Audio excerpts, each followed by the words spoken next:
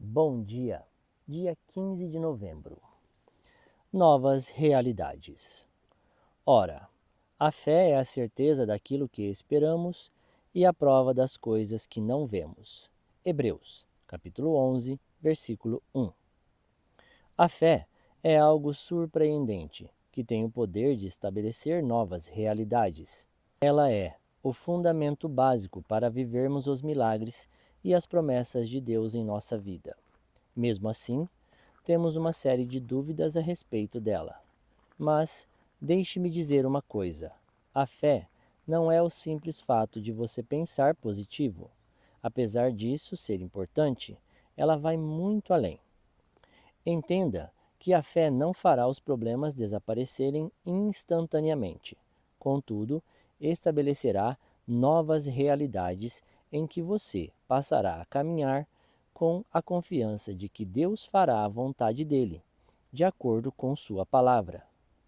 Isso deve impulsionar nossa vida, porque não estamos lançados ao acaso, mas a um Deus cuidando de cada detalhe. É preciso tão somente crer, confiar plenamente nele e caminhar em obediência. Só então veremos a fé nos levar a lugares que jamais imaginaríamos chegar. A fé é ter a convicção de que Deus intervirá, ainda que seus olhos físicos vejam apenas esterilidade e dor. Ela vê frutos em abundância. A fé não nega a realidade, mas crê que Deus pode mudá-la. Eu, particularmente, vejo a fé como algo que pode ser desenvolvido, assim como um atleta que, na academia, vai acrescentando mais pesos aos seus exercícios em sua dedicação, esforço e empenho. Você tem agido com fé? A Bíblia diz em Romanos 4:21 que Abraão estava plenamente convencido de que Deus Pai cumpriria sua promessa. Portanto, seja como ele, dê passos ousados de fé e vá adiante. Deus colocará o chão para você prosseguir e viver os sonhos dele para a sua vida. Palavra-chave de hoje: fidelidade. Leitura bíblica, Gênesis capítulo 18. Deus promete um filho a Abraão. O Senhor Deus apareceu a Abraão no bosque sagrado de Mamré. Era a hora mais quente do dia, e Abraão estava sentado na entrada da sua barraca. Ele olhou para cima e viu 3 homens, de pé na sua frente. Quando os viu, correu ao encontro deles, ajoelhou-se, encostou o rosto no chão e disse: Senhores, se eu mereço a sua atenção, não passem pela minha humilde casa sem me fazerem uma visita. Vou mandar trazer água para lavarem os pés, e depois os senhores descansarão, aqui debaixo da árvore. Também vou trazer um pouco de comida, e assim terão forças para continuar a viagem. Os senhores me honrarão com a sua visita. Portanto, deixem que eu os sirva. Eles responderam: Está bem, nós aceitamos. Abraão correu para dentro da barraca e disse a Sara: Depressa, pegue uns 10 quilos de farinha e faça pão. Em seguida, ele correu até onde estava o gado, escolheu um bom bezerro novo e o entregou a um dos empregados, que o preparou para ser comido. Abraão pegou coalhada, leite e a carne preparada e pôs tudo diante dos visitantes. Ali, debaixo da árvore, ele mesmo serviu a comida e ficou olhando. Então eles perguntaram: Onde está Sara, a sua mulher? Está na barraca, respondeu Abraão. Um deles disse: No ano que vem, eu virei visitá-lo outra vez, e nessa época Sara, a sua mulher, terá um filho. Sara estava atrás dele, na entrada da barraca, escutando a conversa. Abraão e Sara eram muito velhos, e Sara já havia passado da idade de ter filhos. Por isso riu por dentro e pensou assim: Como poderei ter prazer sexual agora que eu e o meu senhor estamos velhos? Então o Senhor perguntou a Abraão: Por que Sara riu? Porque disse que está velha demais para ter um filho? Será que para o Senhor há alguma coisa impossível? Pois, como eu disse, no ano que vem virei visitá-lo outra vez, e nessa época Sara terá um filho.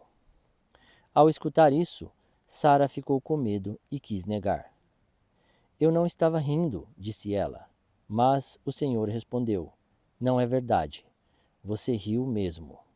Abraão pede em favor de Sodoma. Depois, os visitantes se levantaram e foram para um lugar de onde podiam ver a cidade de Sodoma. E Abraão os acompanhou para lhes mostrar o caminho. Aí, o Senhor Deus disse a si mesmo: Não vou esconder de Abraão o que pretendo fazer. Os seus descendentes se tornarão uma nação grande e poderosa, e por meio dele eu abençoarei todas as nações da terra. Eu o escolhi para que ele mande que os seus filhos e os seus descendentes obedeçam aos meus ensinamentos e façam o que é correto e justo. Se eles obedecerem, farei por Abraão tudo o que prometi.